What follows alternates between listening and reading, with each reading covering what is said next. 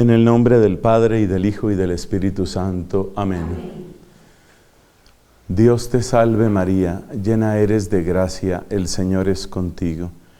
Bendita tú eres entre todas las mujeres, bendito es el fruto de tu vientre, Jesús. Santa María, Madre de Dios, ruega por nosotros pecadores, ahora y en la hora de nuestra muerte. Amén.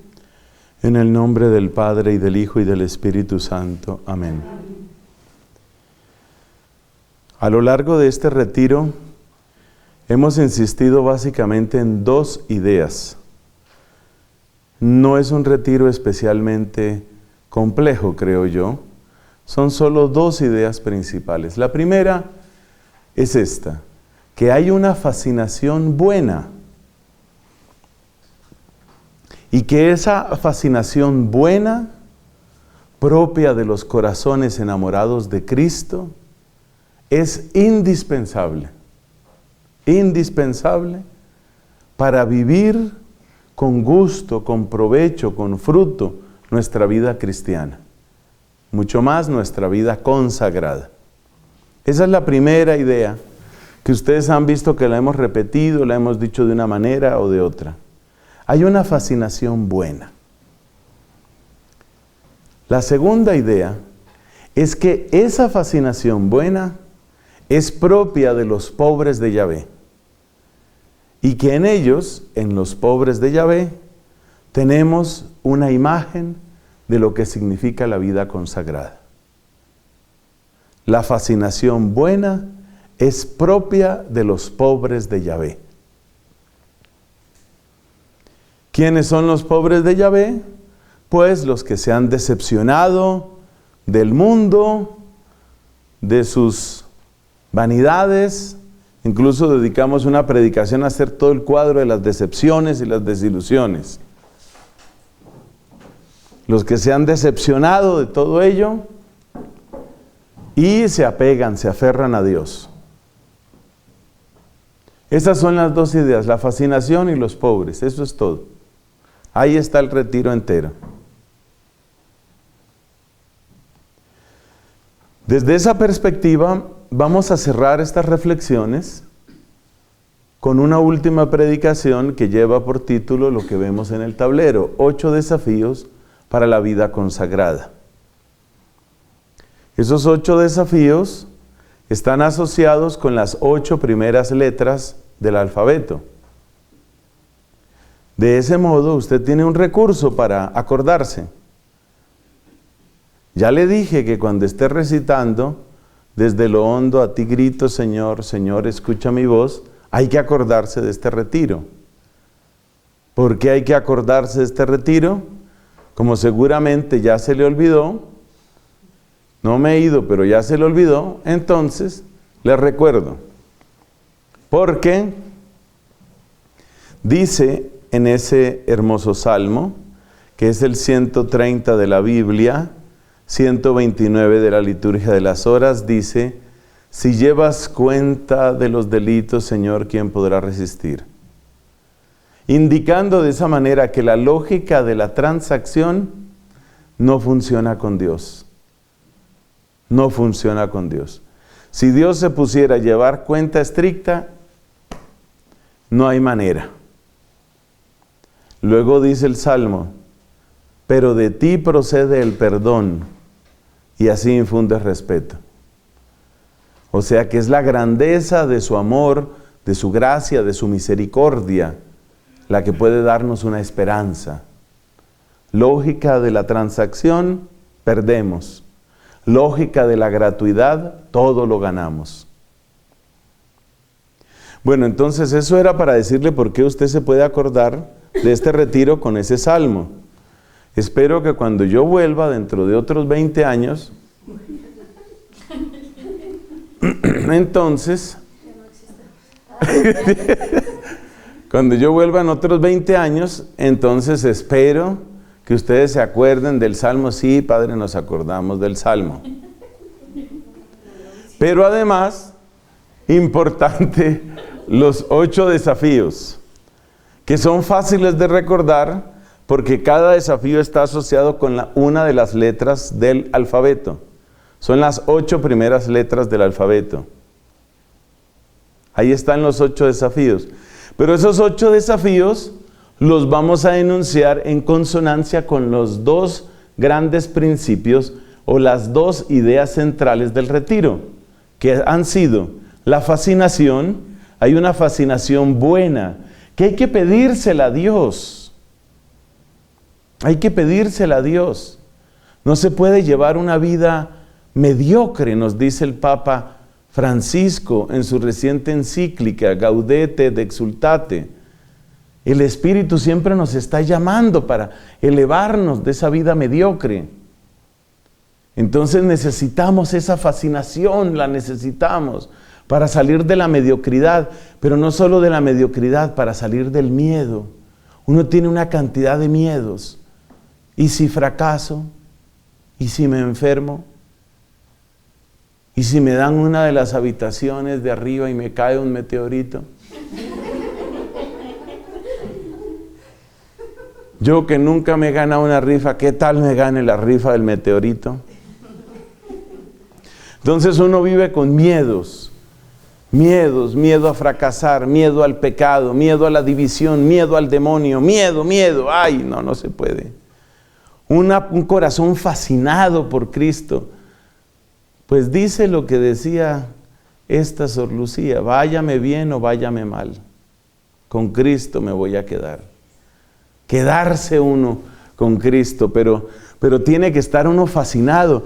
Esa fascinación es como una fuerza, como un torrente que lo va llevando a uno.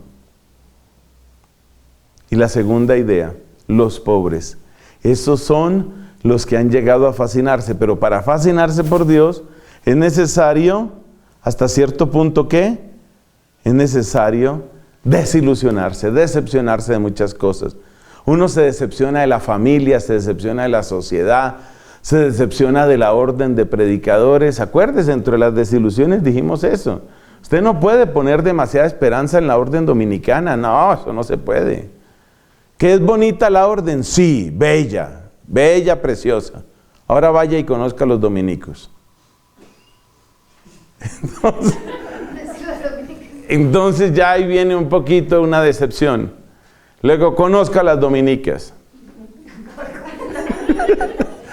Entonces, bueno, ¿cuáles son los desafíos? Atención, que es con las 8 primeras letras. Espero que cuando yo vuelva, usted se acuerde de esas 8 letras, las pueda recitar sin ningún problema. La primera es la letra A, ya usted se imaginará cuál es el primer desafío. Vamos a irlos escribiendo. Ese primer desafío va a ser el amor, obviamente. Necesitamos renovarnos en el amor. Esa es la A. Pero nosotros recordamos algo muy importante, que ya lo hemos enfatizado en nuestro retiro, que es que el amor no empieza en mí. En esto consiste el amor, que Él nos amó primero. Entonces el desafío del amor no es en primer lugar que yo tengo que demostrarle a Dios que yo lo amo. No, que yo tengo que aguantar, me voy a aguantar porque yo lo amo. Como me pasó una vez en un monasterio que una hermana duró media hora explicándome por qué no se podía desahogar. Media hora para explicar por qué no se podía desahogar. Yo dije, el día que esta monja se desahogue, no sé cómo iba a hacer. Porque si para explicar por qué no se podía desahogar requirió de media hora, el desahogo va a ser una cosa muy seria. Entonces, uno no puede estar aguante y aguante, no. La A no es la A de aguante, ¿no? La A es la A de amor. Renovar nuestra experiencia en el amor. Pedir la experiencia del amor. No es pecado pedirle al Señor, déjame conocer tu amor. Déjame conocer tu amor. Déjame saber de ti. Ese amor es la base de todo.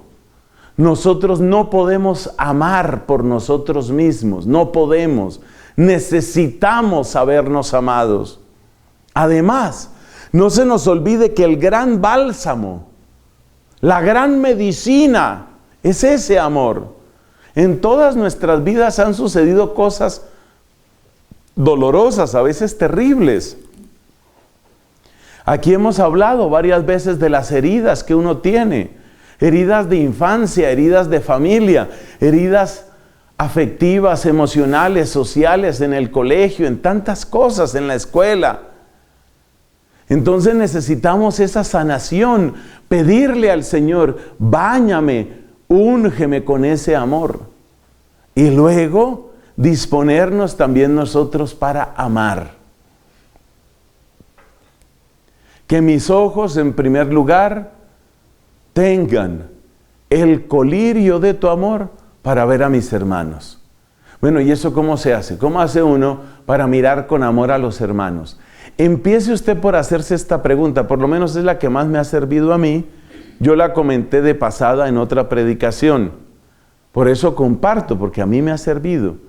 Cuando yo veo otra persona, sea quien sea, pero hablemos aquí de un religioso, de un sacerdote, yo me hago esta pregunta mentalmente: ¿por cuántas batallas estará pasando este hombre? ¿Cuántas tentaciones habrá tenido? ¿Cuántos dolores ni él mismo conoce? Entonces, así como yo en mi historia tengo decepciones, miedos, fracasos, mi familia tiene cosas bonitas y cosas feas, muy feas. Así como en mi familia hay eso, así será la familia del otro. Así como en mi vida hay esto, así será la vida del otro. Entonces uno va aprendiendo a mirar la gente con misericordia. Usted no le haga caso a que la persona habla duro, habla pasito, es arrogante, cree que se las sabe todas, se esconde, es perezosa, no muestra lo que piensa. No se fije en eso, vaya al centro del corazón de esa persona y hágase esta pregunta: ¿por cuáles habrá pasado también esa persona? Y eso le sirve a uno para amar de un modo hermoso a todo hombre, a toda mujer. Tenemos que amar a nuestras hermanas, amar a los seglares, y la mejor manera de amar es hacerse esa pregunta. Eso es lo que yo he encontrado. ¿Por qué sirve tanto esa pregunta? Respuesta. Esa pregunta sirve muchísimo por una razón.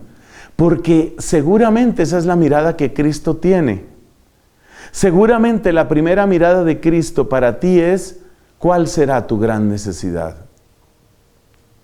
Como Él es el médico divino, como Él es el divino maestro, como Él es el buen pastor, Él es el que carga a la ovejita cansada, herida, extraviada.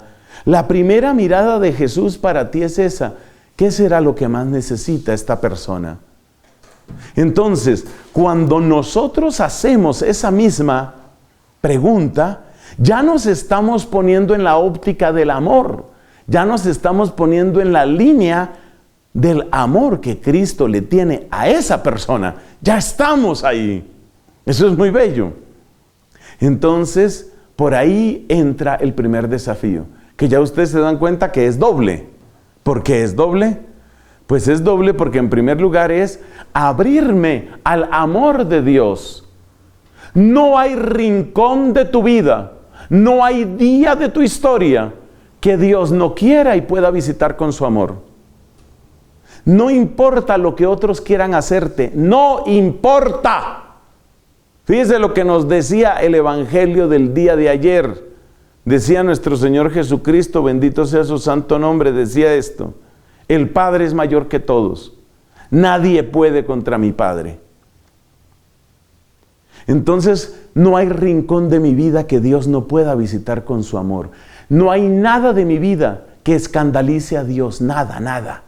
No importa qué tan sucio, repugnante, vergonzoso, ridículo sea un pecado, Cristo no se va a escandalizar. No se va a escandalizar. Es lo mismo que pasa con los médicos. ¿Qué tal un médico que le tenga miedo a la sangre, miedo a las heridas, miedo a las fracturas? Mire, doctor, mire esto. ¡Ay, no! ¡Qué cosa tan terrible! Llamen a otro médico.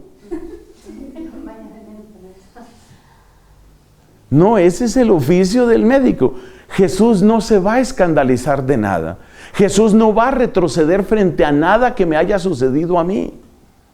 Entonces yo tengo que pedirle a Jesús que como una inundación, como un diluvio, entre por las puertas de mi vida y llegue hasta el último rincón. No va a quedar ningún miedo, no va a quedar ningún dolor, no va a quedar nada que no sea visitado por Él. ¿Quiere decir que voy a quedar dopado? No, no es que usted quede dopado, sino que ahora, si algo es dolor para usted, no es un dolor que le gane. Es que hay dolores que le ganan a uno y lo aplastan. Y hay miedos que le ganan a uno y lo aplastan. Y hay resentimientos que le ganan a uno y lo aplastan. Cuando ya Cristo está en nuestro corazón, cuando Él ha asumido su trono, ninguna de esas cosas me aplasta. Es posible que llegue a mí, pero ya no tiene poder sobre mí. Entonces el reto del amor es, en primer lugar, ese recibir ese amor divino. Y luego mirar a las otras personas. Por favor, no se encierren ustedes, porque a veces uno se encierra en el drama de uno y entonces uno siente, a nadie le pasa lo que a mí me pasa. Nadie. ¿Y qué fue lo que le pasó? Mire, la semana pasada, por ejemplo, se me encarnó la uña de un pie. Eso fue terrible, una cosa terrible. Y esta semana, ya se arregló lo de la uña. Y esta semana, mire, yo que siempre he tenido mi pelito sano, con caspa salí ahora. Entonces yo con caspa y con uña encarnada, ¿a quién le pasa eso? A la vez. Eso fue terrible. Yo veía esa caspa en mi pelo y veía esa uñita y yo decía, pero ¿a quién le pasa esto? Entonces uno se encierra y uno cree que los dolores de uno son los peores y los problemas de uno son los peores. Y esa tentación es especialmente severa en la vida religiosa. ¿Por qué? Por dos razones. Primera razón, porque resulta que como uno no tiene quien lo mime, quien lo consienta, entonces uno fácilmente sobredimensiona sus dolores, como uno como que quisiera ser papá, mamá, abuelita, prima, tía, cuñada, amiga y vecina, y dar todos esos amores sobre uno mismo, porque como uno no tiene quien lo consienta, entonces fácilmente uno se vuelca así con todo ese cariño y por eso uno ve grandes sus problemas y le parece que son terribles. Y no, es que eso, imagínense lo que es uno con caspa y con uña encarnada. Muy duro, muy dura mi vida, muy dura. Bueno, y la segunda razón, ¿cuál es? Que la mayor parte de las personas, piense usted gente de su edad,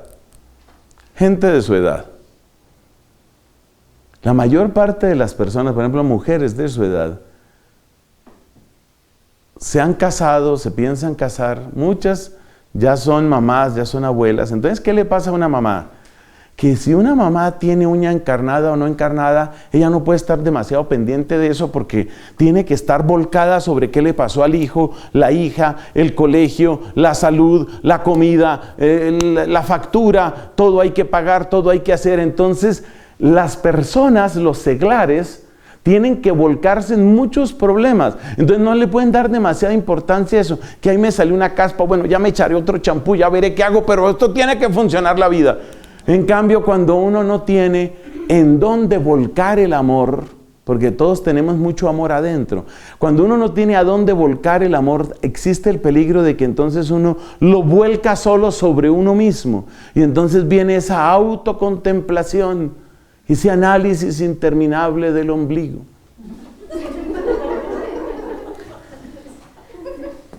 Amor, hay que salir de uno mismo, hay que pensar en el dolor que tienen otras personas, hay que mirar a nuestros hermanos o hermanas en la comunidad, hay que pensar en cuántas tragedias hay en esta tierra.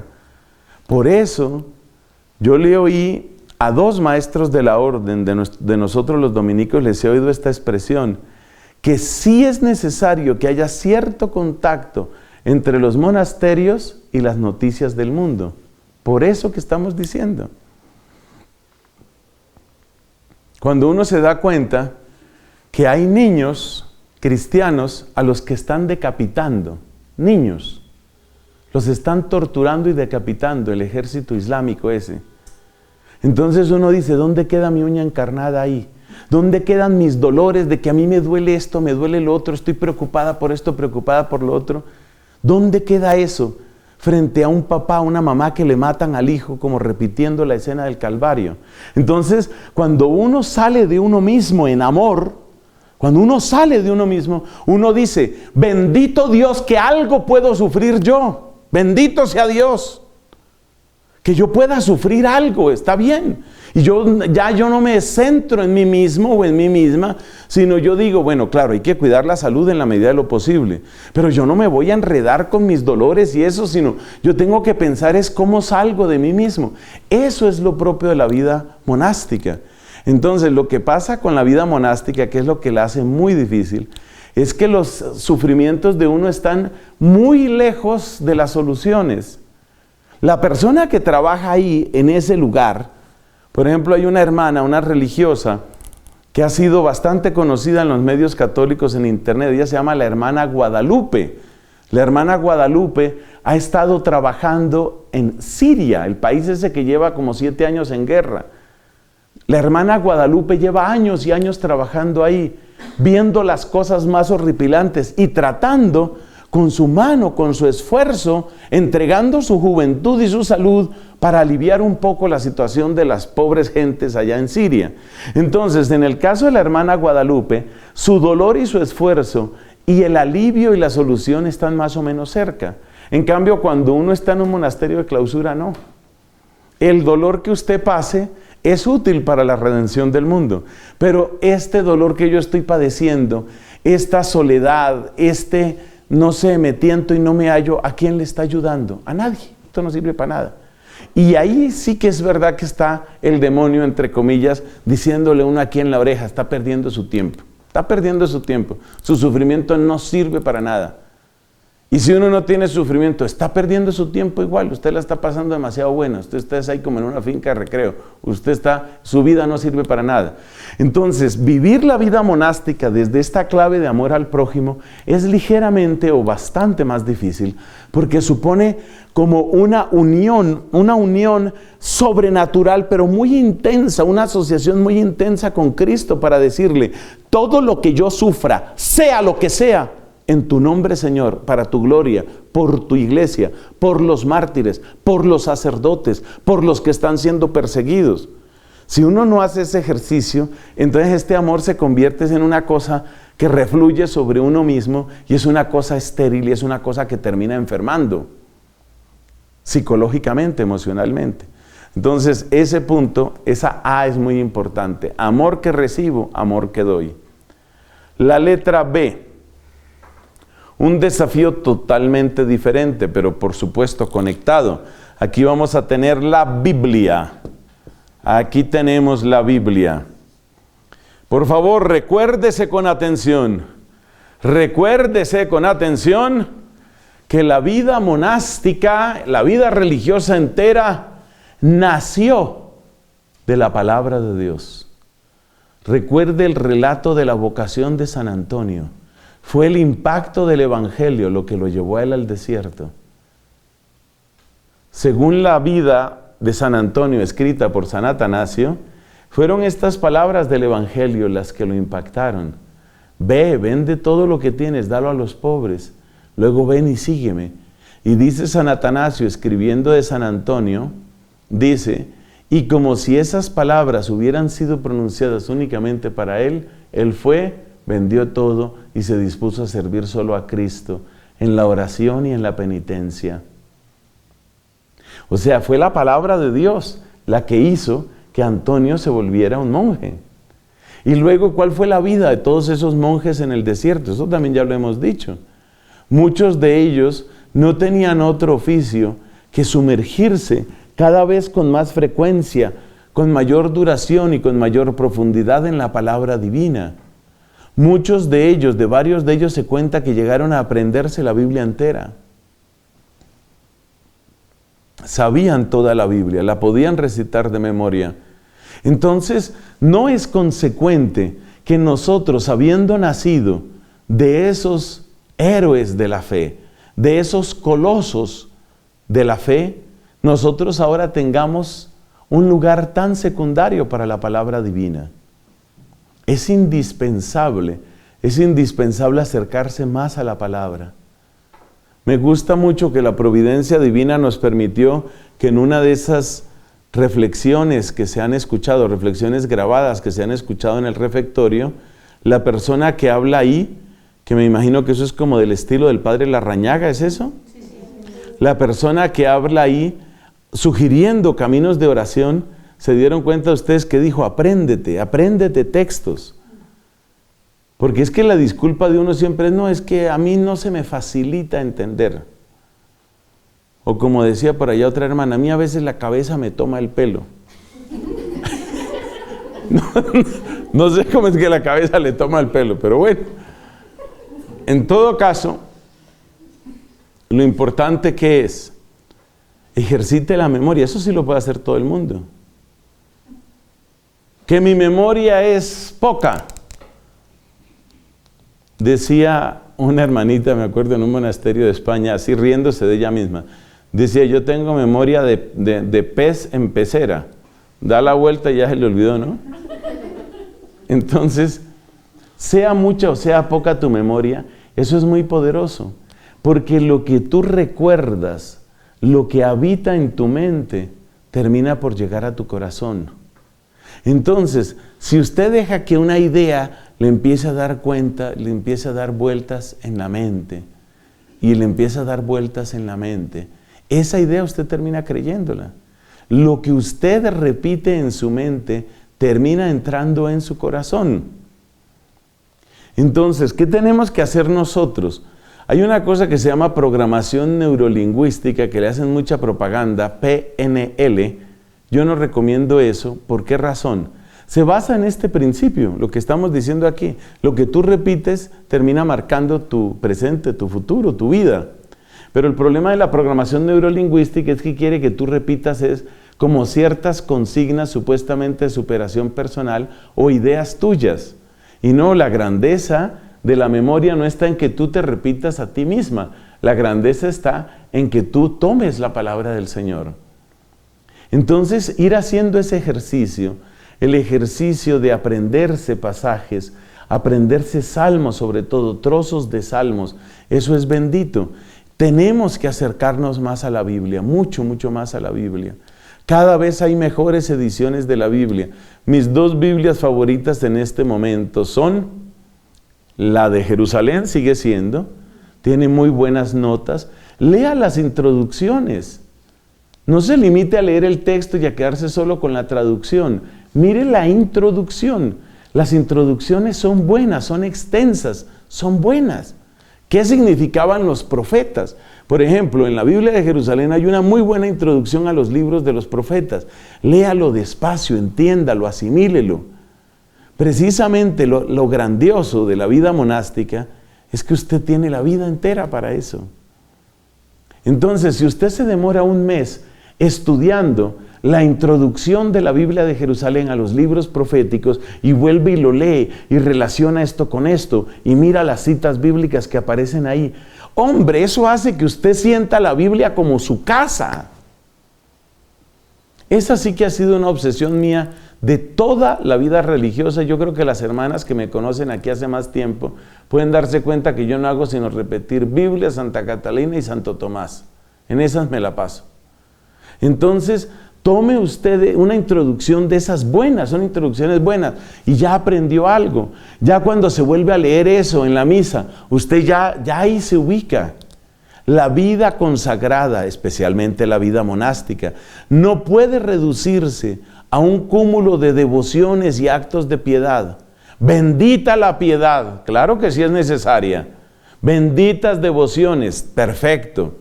Pero no nos limitemos a eso. Entonces, que usted pueda oír con mayor atención. Además, le cuento una cosa. Dios en su misericordia yo creo que va a seguir enviando vocaciones porque Él es así. Él va a seguir enviando vocaciones de distintos colores y tamaños. El Señor enviará sus vocaciones. Pero lo que le puedo contar es una cosa. Con toda seguridad, a medida que vaya pasando el tiempo, las vocaciones que van llegando con un poquito más de estudios, con un poquito más de preparación, con un poquito más de intelecto, de inquietud intelectual. Entonces, eso se nota, eso se nota. A mí me dio mucho pesar lo que me decía una muchacha, secretaria que trabaja con nosotros hace mucho tiempo, una mujer buena, como muy recta, muy pura, o sea, de eso que uno le ve como aspecto de persona consagrada. Entonces le sugerí alguna vez que si ella no había pensado, incluso le dije a una cierta comunidad, no la invité a vida monástica, pero sí le dije de una comunidad, y tú no has pensado, por ejemplo, tales hermanas. Y me hizo un gesto respetuoso, pero también muy elocuente, ¿no? Me hizo un gesto como diciendo, no, con esas hermanas no. Y entonces nos ponemos a conversar y entonces me dice ella, yo me siento demasiado distinto, demasiado distante de ellas. Ellas viven como en otra época, como en otro planeta. Entonces no quiere entrar, no le llama la atención. Bueno, también tiene otras situaciones, que la mamá enferma, que no sé cuántas cosas. Entonces, ¿a qué quiero llegar? Quiero llegar a que las vocaciones tienen un poco más de preparación. Algunas de esas posibles candidatas son mujeres que llevan tiempo en buenos grupos de oración, buenos grupos parroquiales, son personas que ya han trabajado temas de la Biblia, y si uno lo único que tiene para ofrecerles es, bueno, aquí lo que hacemos es harta devoción y harto trabajo, eso sí, bastante trabajo, bastante rezo, entonces la persona va a sentir, tal vez me voy para otra parte. No debe uno canonizar cualquier experiencia novedosa, pero hay que recordar que en España hay una comunidad en la ciudad de Lerma, yo he estado muchas veces en Lerma, bendito sea Dios, allá hay un monasterio de dominicas que yo recuerdo y quiero mucho. He estado predicando los retiros allá, algunos cursos. En esa misma ciudad de Lerma quedaba un monasterio famoso de clarisas. Y ese monasterio empezó a llenarse de vocaciones. Después se convirtió en una comunidad nueva que se llama Jesu Communio. Ese comunio se escribe con doble M en latín. Jesu Communio. Algo así como comunión en torno a Jesús o de Jesucristo. Y entonces este monasterio a llenarse de vocaciones. Una vez me invitaron a dar la Santa Misa ya en ese monasterio. Había por lo menos unas 50 monjas. De esas 50 monjas, por lo menos 30 personas jóvenes. ¿Y jóvenes qué significa? Bueno, jóvenes según los estándares de Europa, 30 y tantos años, profesionales, varias de ellas con maestrías, con especializaciones, entregadas al servicio de Dios. Entonces, la vida monástica tiene que irse preparando para eso. ¿Qué quiere decir? ¿Que tenemos que ser grandes intelectuales? No, pero que se note que en nosotros la cabeza está bien despierta y que eso se note sobre todo con la Sagrada Escritura. Uno nota cuando habla con una persona, uno nota si esa persona realmente está familiarizada con la palabra de Dios o no. No es asunto de sacar muchos títulos, no es que estén mal sacar títulos, está bien los estudios, ustedes como los tengan organizados, Dios las bendiga, yo no estoy discutiendo eso. Lo que estoy diciendo es que todas han de entrar en esa línea de yo voy a conocer más, a entender un poco más. No es simplemente oír, y entonces y después me arrodillo y después paso y comulgo y sigue el día y trabaje. No. ¿Qué dice el Señor ahí? ¿Eso por qué pasó así? Aprender a preguntar con respeto a la palabra de Dios.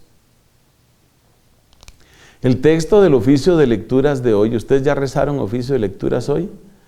El texto del oficio de lecturas de hoy, la segunda lectura, póngale cuidado, me parece mucho que es de San Agustín. Póngale cuidado a esa lectura, cómo San Agustín hace preguntas al texto. Le hace preguntas, o sea, se ve que así es como uno profundiza en la palabra. Así, alguien decía, así como usted para comer tiene que entrar el cuchillo, ¿cierto? Y partir, así para entrar en la palabra tiene que aprender a preguntar. La pregunta es el cuchillo que permite sacar una pequeña porción para que usted coma, para que le alimente.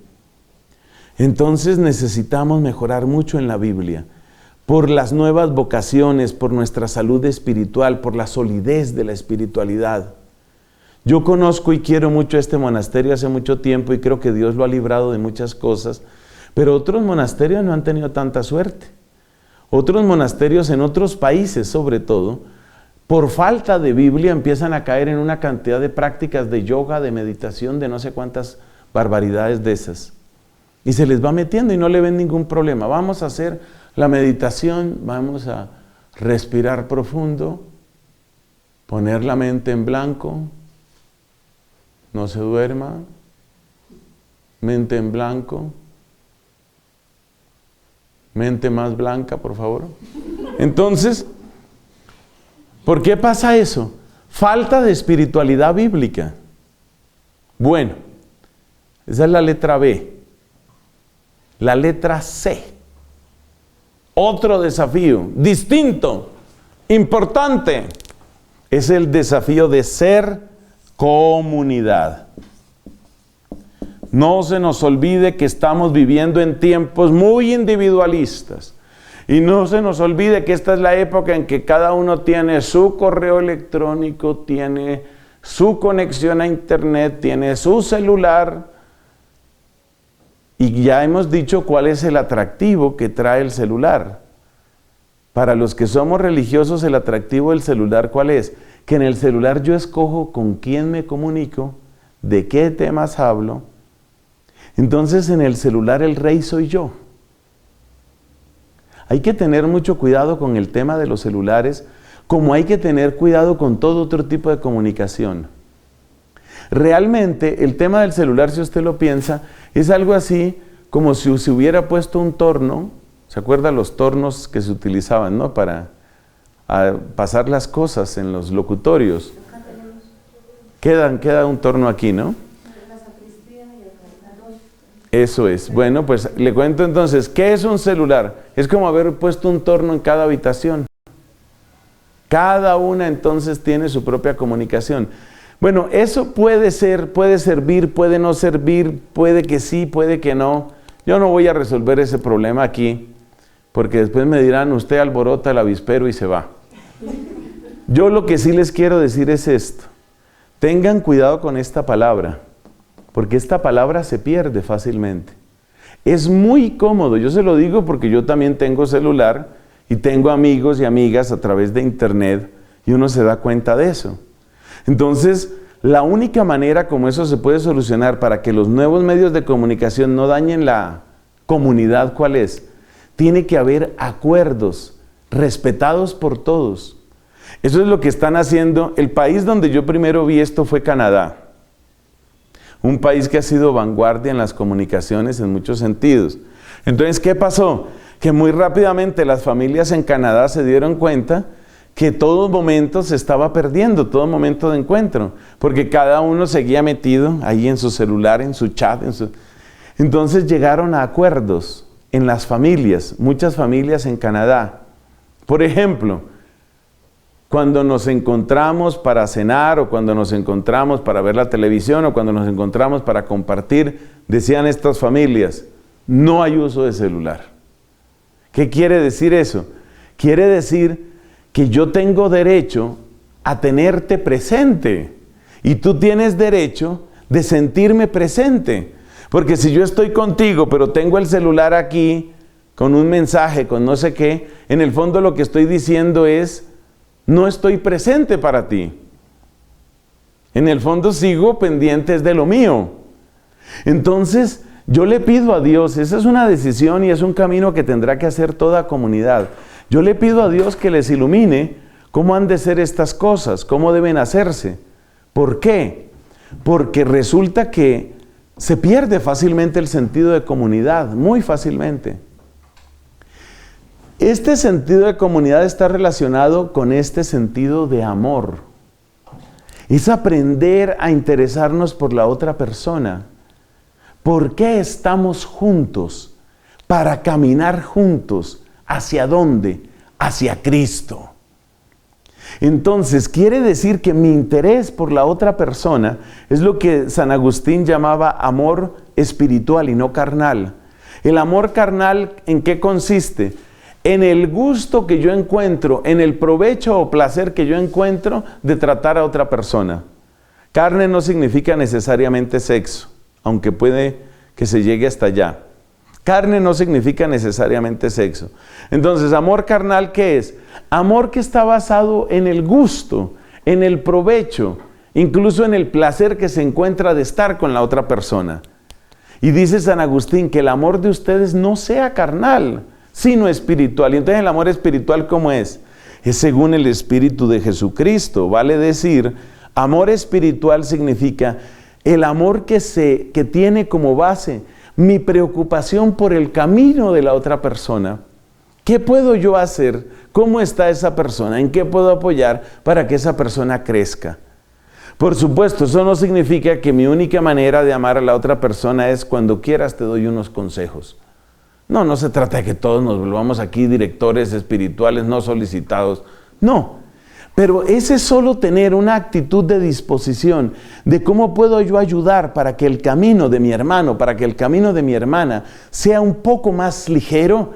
Eso hace comunidad. Eso hace comunidad. Y le voy a decir otra cosa que es muy importante en esto de la comunidad.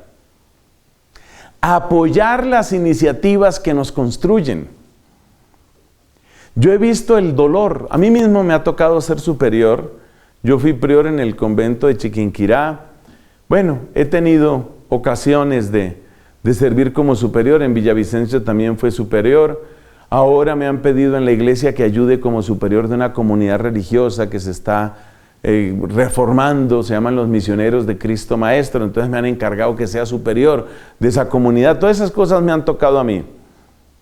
Entonces yo he sido superior y también he visto a otros en su labor de ser superiores, porque por ejemplo me ha tocado ya por 3 veces ayudar en el Consejo de Provincia de los dominicos aquí en este país. Y yo veo el sufrimiento muchas veces de los superiores tratando de hacer una iniciativa, de sacar adelante algo bueno, casi sin respaldo, casi sin respaldo. La gente ahí va como que poco a poco, poco a poco. Me acuerdo de mi madre, que de Dios goce, Dios la tenga en su reino. Decía mi mamá, ay, esa gente que se le pasea el alma por el cuerpo. Entonces, un prior, un provincial, tratando de sacar adelante, vamos a hacer esta misión.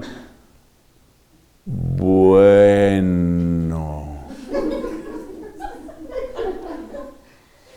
Entonces vamos a predicar. Amén.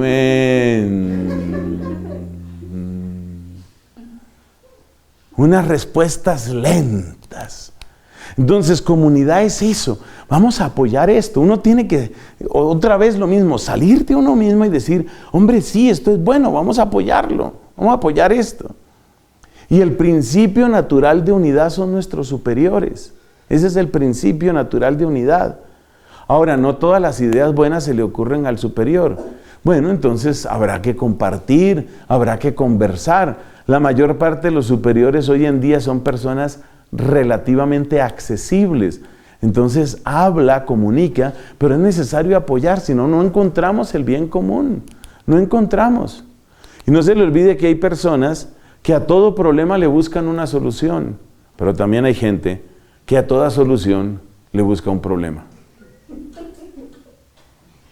Entonces me acuerdo, se quejaba conmigo un dominico, eso me pasó en España. Pobrecito, necesitaba desahogarse con alguien. Entonces yo me puse a escucharlo, claro, y verdad, tenía mucho dolor y me decía él, no, esto es difícil. Un hombre relativamente de edad media según los estándares de Europa. Acuérdese que Europa es una cosa, aquí es otra, ¿no? Entonces aquí cuando decimos así como de edad media, uno piensa 45 años, por ahí, 40, 45, 50. Allá edad media 65, casi llegando a 70. Bueno, este prior en todo caso me decía, esto es muy difícil porque cada cosa que uno propone, de inmediato alguien dice, no, eso ya se intentó, eso ya se trató, eso no funciona, eso no hay ninguna manera. Bueno, y si hacemos, porque es español, claro, y si hacemos esto, pues no, eso ya nada, eso no funciona. Y esto menos, nada se puede hacer. Entonces, ¿qué? Enterrémonos todos. Entonces hay gente así, no, nada se puede hacer. Todo le ven problema, todo es complicado. Hombre, apoyar, apoyar.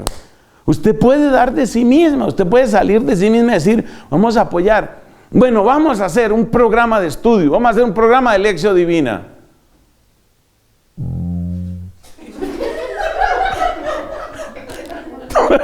Todavía no le sale la B.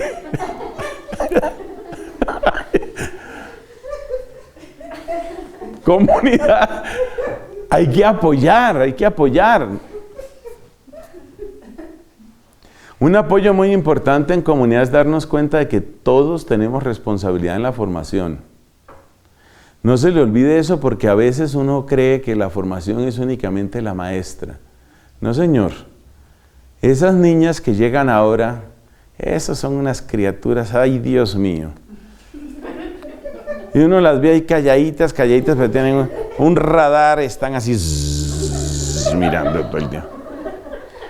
Entonces eso no basta, porque si la maestra le está diciendo una cosa y en la comunidad se está viendo y viviendo otra, eso es sentido de comunidad, entender uno que todos tenemos que apoyar en la formación, todos. Letra D. La letra D significa discernimiento.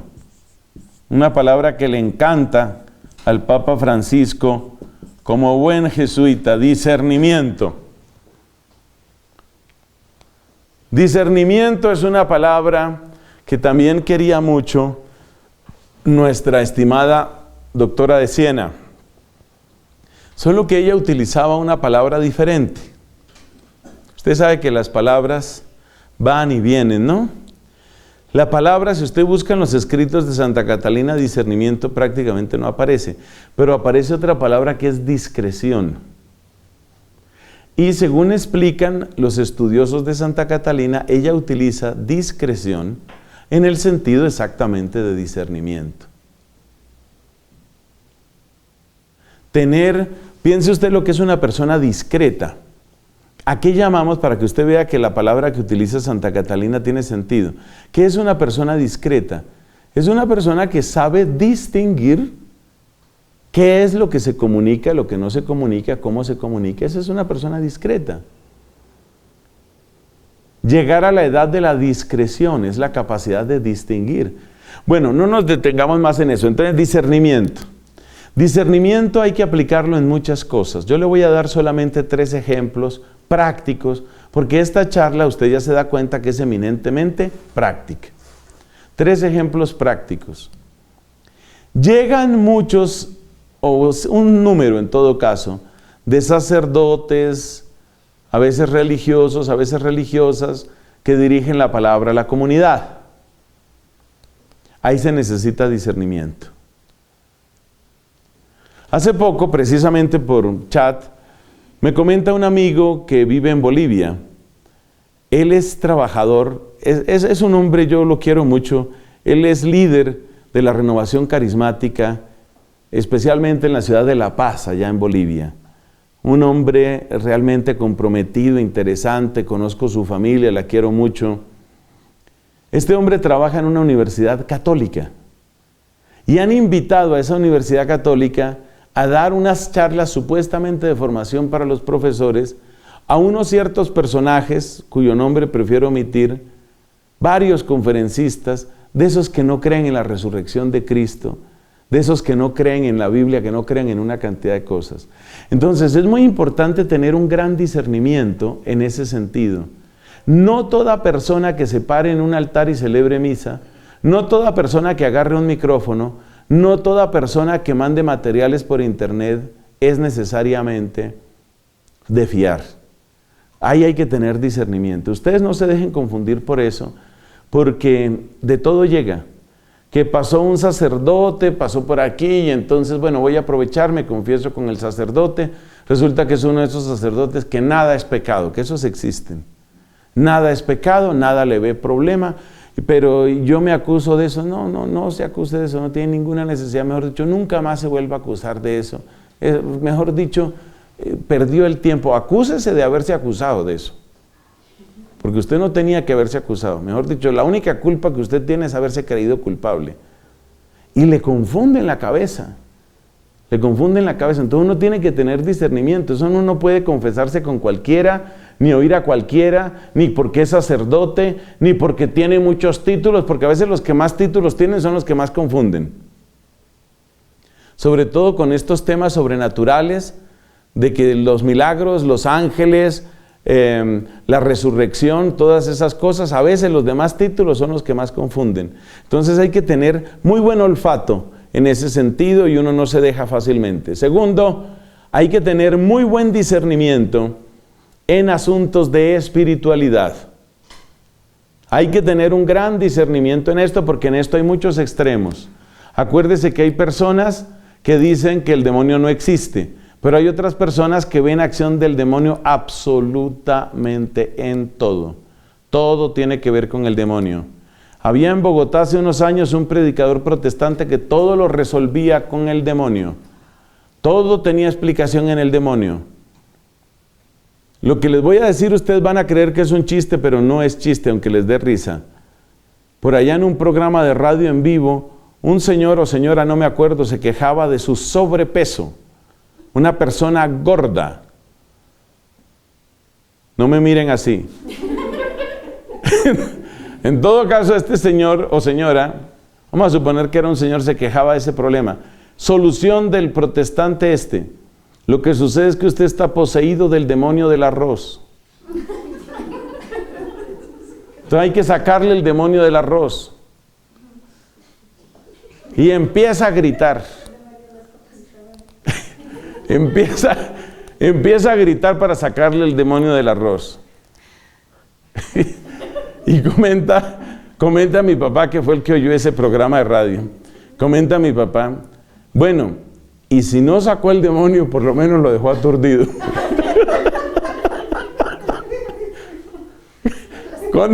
con tanta gritadera.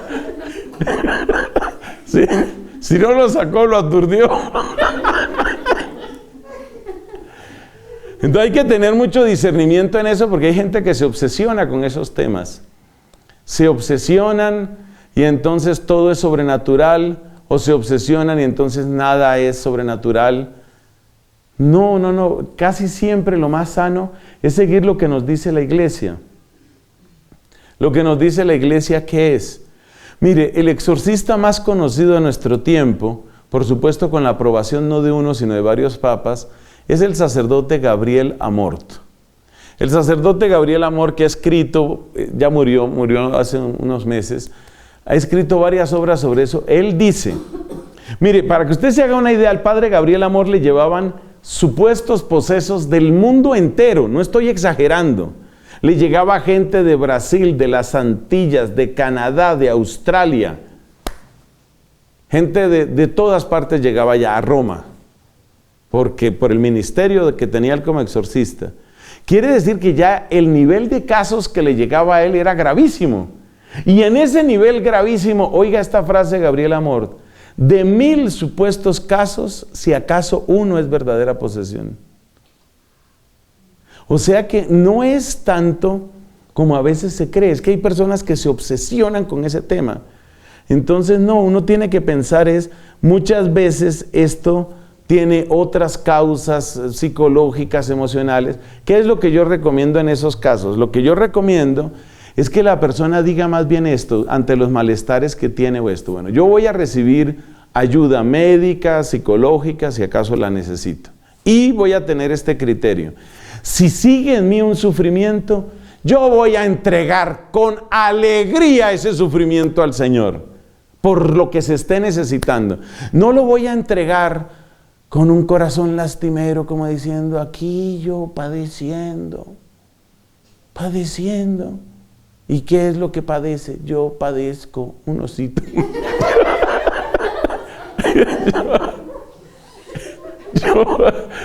yo padeciendo y padeciendo.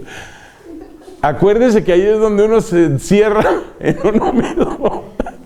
Uno se encierra en uno mismo. Entonces, aplique usted los remedios los caminos naturales. Ofrezca con generosidad, salga de usted misma, ayude en la comunidad. Una buena conversación puede servir, pero hay que saber con quién y cómo. Entonces, segundo caso, discernimiento. El primer caso es cuidado con todos esos predicadores que andan por ahí y sacerdotes con muchos títulos, cuidado con eso. Segundo, discernimiento espiritual. Tercero, hay que discernir en el caso de las amistades. Sea lo que sea, debemos reconocer que hoy hay mucha apertura, para bien o para mal, hay mucha apertura y hay mucha relación con mucha gente. Por favor, discernimiento en las amistades. ¿Qué significa eso?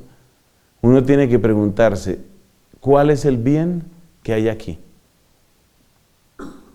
Ya se trate de personas dentro de la comunidad o fuera de la comunidad. Letra E. La letra E corresponde a la hermosa palabra empeño. Empeño, palabra que indica que usted se compromete, que usted pone de su parte, que usted emprende un camino de verdadera reforma de su propia vida. Eso es lo que significa la palabra empeño. Acostumbrábase en tiempos antiguos que todo retiro espiritual siempre terminaba, y yo creo que eso lo podemos hacer en esta ocasión, con lo que se llamaban resoluciones. ¿Qué eran y qué deben ser las resoluciones? ¿En qué se va a empeñar usted? No deben ser muchas. No hagan una lista de 28 resoluciones. No. Concéntrese en 2 o 3 cosas. A partir de lo que el Señor le haya mostrado estos días, ponga de su parte. Y usted dice, yo voy a ayudar a mi comunidad con esto. Yo voy a poner mi empeño en esto. No debemos creer que nuestra voluntad es omnipotente, porque eso ofende, por supuesto, a Dios. Ese sobredimensionar la voluntad humana es lo que se llama pelagianismo. El Papa Francisco lo denuncia en su última encíclica, Gaudete et Exsultate. Estoy viendo las caras, creo que aquí no se ha leído Gaudete et Exsultate. Bueno, vamos a esperar en qué momento se lee. Entonces, hay que leer Gaudete et Exsultate. Y ahí dice el Papa Francisco, cuidado con el pelagianismo, que es sobredimensionar la voluntad humana. Pero existe otra herejía, el pelagianismo es una herejía, y existe otra herejía que es el quietismo. El quietismo es, yo no hago nada, ni por curarme, ni por cambiar, y Dios verá qué hace conmigo. No. Entonces, el empeño es el saludable equilibrio, sabiendo que ya Dios me ha amado, Dios ha hecho tanto por mí, hay una respuesta de parte mía, y una respuesta que va a ir unida a esta letra G cuando lleguemos, y llegamos muy pronto. Entonces el empeño, por favor, en el momento de silencio que sigue, en el rato de reflexión que sigue después de esta predicación, escriba usted, no menos de 2, no más de 5 resoluciones. Escriba usted, ¿a qué me comprometo yo? No con el Padre Nelson, que es un accidente en este momento, alguien que llega y parte, ni siquiera con la comunidad. ¿A qué me comprometo con el Señor? Han de ser empeños, compromisos realistas. Empeños realistas. Y a partir de ahí, a partir de ese empeño, usted va a tratar de mejorar su vida. Y si fallo en ese empeño, no está mal que usted haya hecho ese esfuerzo. Seguramente muchos de esos esfuerzos habrá que repetirlos, habrá que volver sobre ellos. Bendito sea Dios. Como pasa en tantas cosas. ¿Cuándo ha visto usted un agricultor que se queje? Otra vez me toca arrancar maleza, otro año arrancando maleza, otra vez la maleza. ¡Ay, esa maleza! Hombre, ya uno sabe que eso toca. Es lo mismo que asearnos, es lo mismo que alimentarnos, es lo mismo que cuidar un terruño, es lo mismo. Entonces, el hecho de que varias veces usted tenga que poner ese empeño no le debe desanimar. Más fácil va a ser ese empeño si pasamos a la letra F, que es la letra del fuego. Con esa F tenemos que acordarnos de la necesidad, radical necesidad del fuego, y fuego es fuego del Espíritu Santo. Por favor, renueve usted de caridad, renueve usted su alianza con el Espíritu Santo. Clame ese don del Espíritu, pida esos dones. Hay tantas oraciones tan hermosas al Espíritu Santo. Son para nuestro provecho, son para nuestro bien. Apliquemos esas oraciones. Son para nuestro bien. Eso que le decimos al Espíritu, enséñame qué pensar, cómo hablar, cómo callar. Pero antes de eso incluso, volvemos a relacionar con la palabra amor. Sáname, sáname, lávame, úngeme, consuélame, Espíritu Santo de Dios. Entonces, pedir el Espíritu para que nos sane, nos libere, nos renueve. Pedir el Espíritu Santo para que nos guíe y nos enseñe. Pedir el Espíritu Santo para la comunidad, la comunidad. Hay que pedir el Espíritu. Danos, Espíritu Santo, que podamos ser verdadero testimonio de unidad, verdadero testimonio de una comunidad. Esa comunidad no surge simplemente de propósitos humanos. Necesitamos tu unción, Espíritu Santo. Pidamos esa unción del Espíritu, pidamos ese fuego. Pero ese fuego también nos está recordando algo importante: ardor en el servicio. Que nuestro canto, que nuestra liturgia tenga ese fuego, salga de ese amor. Danos, Señor, ese ardor en el servicio de Dios. Ardor que no debe quedar recluido únicamente en la capilla. Aún en las labores más sencillas, que yo las haga con esa intensidad de amor. Porque dice la palabra de Dios, lo que hagáis, no como para servir a los hombres, sino a Dios. Para servir a Dios. ¡Qué hermosura! La letra G es la letra de la generosidad. ¿Por qué el desafío de la generosidad?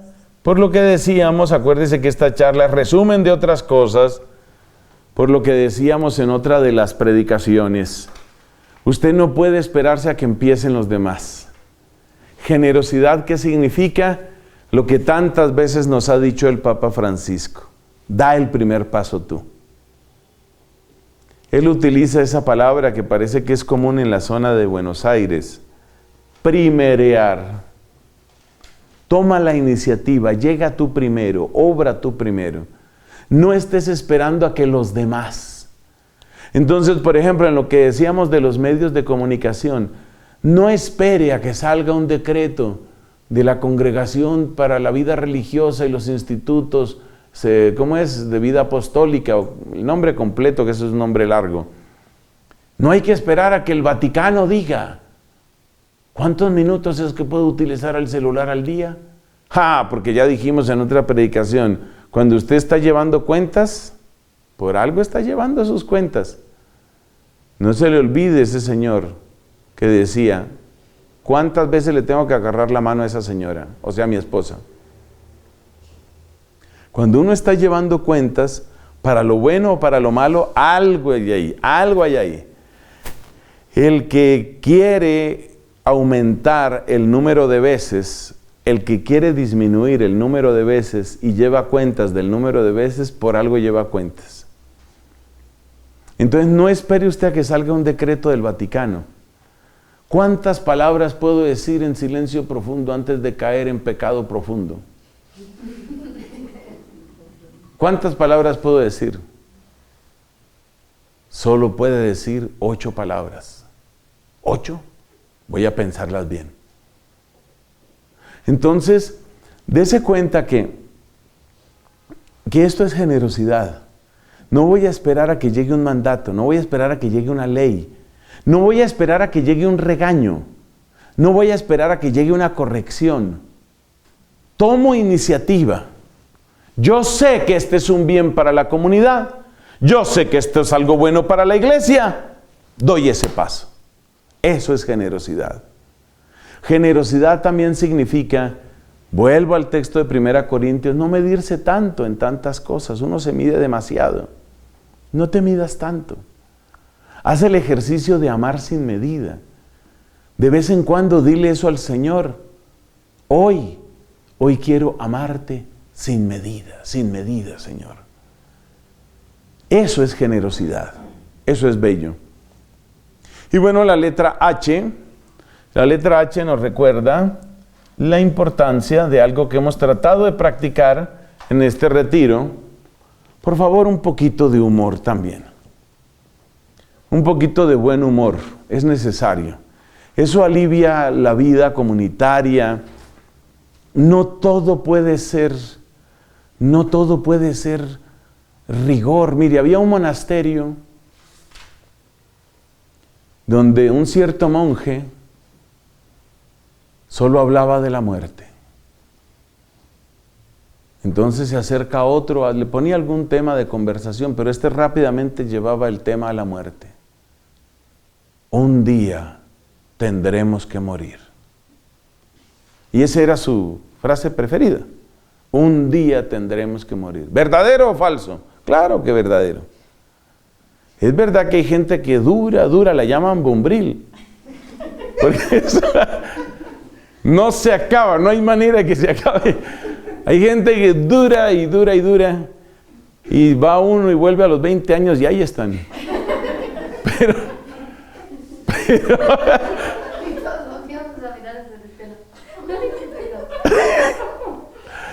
Pero le cuento una cosa. Que este monje repetía su frasecita. Un día tendremos que morir. Y entonces entró por allá un monje, más bien joven por supuesto estaba, y este se encuentra con este, y este siempre andaba así, con el ceño fruncido. Porque hay gente así que siempre anda preocupada, seria, muy preocupada. Entonces dice uno, ¿a qué horas van a estar? Por eso el Papa dice, ¿no? En Evangelii Gaudium, el gozo del Evangelio, dice, son como cristianos que están siempre en Cuaresma, ¿no? Oiga, ¿y a su merced cuándo le va a llegar la Pascua? ¿Verdad? Porque siempre con una preocupación, pero es que hay cosas muy terribles que están pasando. Sí, y hay cosas muy maravillosas que están pasando. En este mundo en el que estamos, todos los días suceden cosas muy terribles, y es verdad que hay que llorar, pero cosas muy bellas, y también las hay que agradecer. Y una que otra cosa chistosa, y también hay que saber reírse. Alguien decía, me preocupa la gente que se ríe de todo, pero me preocupa la gente que no se ríe de nada. Hombre, hay que pedirle al Señor ese buen humor. Bueno, ¿y qué pasó con este monje? El monje, porque no he acabado el cuento. El monje de un día tendremos que morirnos. Y entonces llega el otro jovencito y ya le oyó como 2, 3 veces la frase. Y otra vez la dice, un día tendremos que morirnos.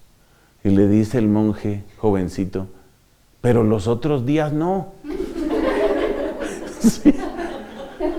Pues sí, es que tampoco se puede.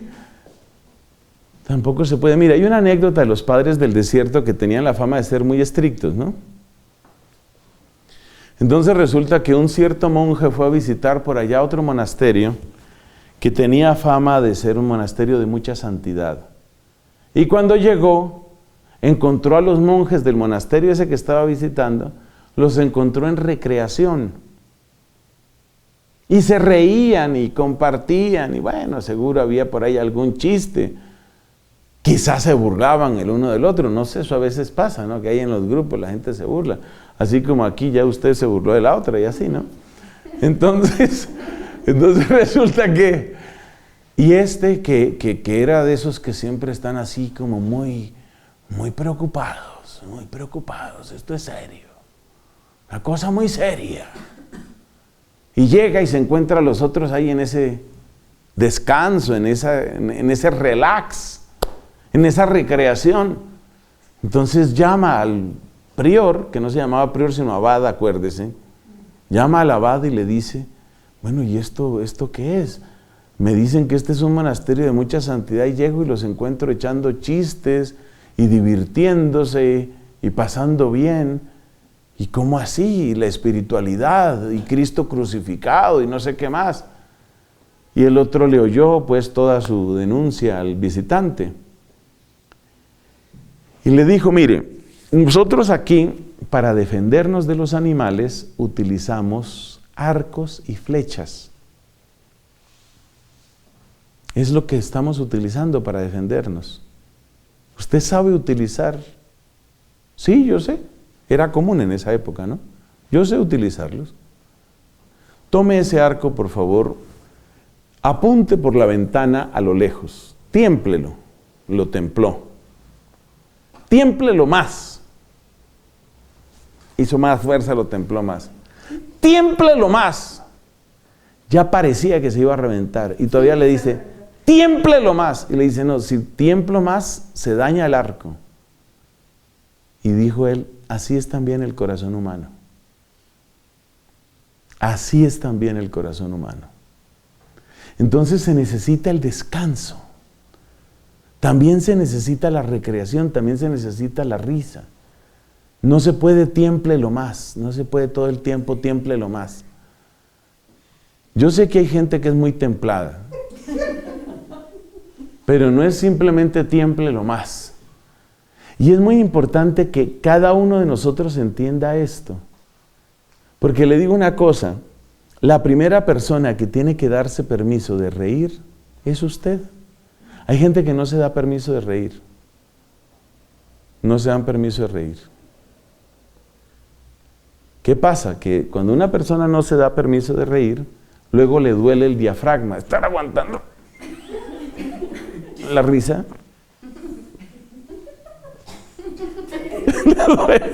Le agarra el dolor de diafragma. Dese permiso. Suéltese. Usted no necesita que venga aquí ningún maestro de yoga, como ha pasado en algunos monasterios de la Iglesia Católica. Y entonces el maestro de yoga para que le enseñe, relájese, suelte sus músculos. Usted no necesita del yoga para eso. Usted ya puede hacerlo. Dé ese permiso. Qué sabia es nuestra vida dominicana, qué sabia es la vida monástica. Entonces, si llega un momento de recreación, cuando es recreación, es recreación. Acuérdese esa otra doctora de la iglesia para que no me digan que cito solo a Santa Catalina. Entonces, citemos a una discípula de Santa Catalina, Santa Teresa de Jesús, con su frase famosa, cuando es ayuno, es ayuno, cuando es perdiz, es perdiz. Entonces no puede ser todo el tiempo, tiémplelo más, no puede ser. Tiene que haber el momento también del descanso, el momento de la risa, ese momento sano. Y le digo una cosa, la alegría sana previene de muchas cosas. Porque la tristeza sí que es una trampa que utiliza muchas veces el enemigo. ¿Por qué? Porque un corazón que está continuamente triste, como el corazón humano no está hecho para la tristeza es un estado anormal. Porque la tristeza, ¿qué indica? Indica que usted está en presencia de algo negativo. Y Dios no nos creó para que nosotros viviéramos en presencia de algo negativo. Entonces, vivir siempre triste es vivir en un estado anormal. Entonces, cuando una persona se la pasa demasiado tiempo triste, su corazón empieza a desfallecer, así como si le faltara un alimento, tal cual, como si le faltara un alimento. Como si no le das alimento a tu cuerpo, empieza a ponerse débil o tembloroso o enfermo o con mala temperatura. Lo mismo sucede cuando no hay alegría en la vida, porque tu corazón no está hecho para estar así. Entonces es necesario, ahí vuelve y juega el empeño, el fuego y la generosidad. Es necesario poner de tu parte, hombre, llega un momento de recreación, voy a vivirlo, voy a disfrutarlo. Hay que aprender a dar esa clase de permisos. Y eso ayuda mucho. En cambio, la persona que se queda demasiado triste, queda como desnutrida emocionalmente. Y en esa desnutrición emocional, ¿cuál es el peligro? El peligro grave es que entonces cualquier cosa que te ofrezca alegría empieza a ser muy atractiva. Y ahí entran graves tentaciones. Por ejemplo, las personas que piensan la solución de todos mis males tendrían solución. Sí, y cada uno pone ahí alguna cosa. Si me tomo este licor, si me consigo un novio, me consigo una novia, si me devuelvo a mi tierra, si me voy donde mi familia. Sí, cada uno según la tentación que tenga. Entonces, un corazón que está muy triste muy a menudo, es un corazón que está en mucho peligro. Por algo dice el Salmo, alegra mi corazón. No se le olvide que dice así, alegra mi corazón con tu auxilio. Tenemos que pedir ese sentido de alegría, una alegría sana. Cuando una persona tiene alegría sana, no le valen las estrategias del enemigo con las que él juega con nuestra tristeza, ni le vale ofrecernos alegrías turbias, sucias. ¿Qué se dice de nuestro Padre Santo Domingo? Eso. Su semblante permanecía alegre. ¿Se reía de todo? No, tampoco es que fuera un payaso ni un tonto. Su semblante permanecía alegre, salvo cuando la compasión le movía a dolor por el prójimo. Pero el estado natural del corazón humano es alegre. Cuando San Pablo nos dice que es el primero en el Nuevo Testamento en decirnos eso, alegraos en el Señor. Os lo repito, alegraos. Es un mandato, es importante. Entonces yo voy a poner también de mi parte para eso. Voy a disfrutar lo que trae alegría. Voy a disfrutarlo. Bueno, son 8, ¿no? 8 desafíos para la vida consagrada. Son las 8 primeras letras del alfabeto. No se le olvide, cuando vuelva, por allá cuando Dios me conceda y vuelva, entonces las 8 primeras letras del alfabeto. Gloria al Padre, al Hijo y al Espíritu Santo.